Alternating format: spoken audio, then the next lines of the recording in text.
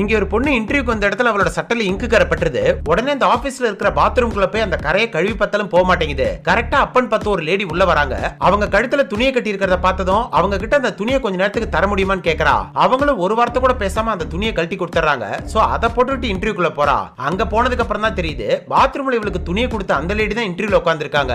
இருந்தாலும் அங்க கூட இருக்கிறவங்க கேக்குற எல்லா கேள்விக்கும் டான்டான பதில் சொல்றா.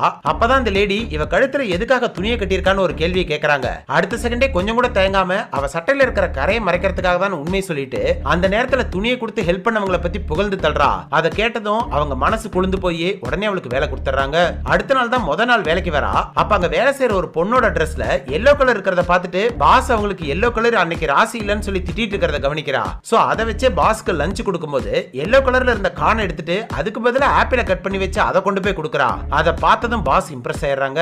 சோ இதே மாதிரி அங்க இருக்கிற எல்லாரையும் கொஞ்சம் கொஞ்சமா காக்கா பிடிச்சு அந்த கம்பெனிலே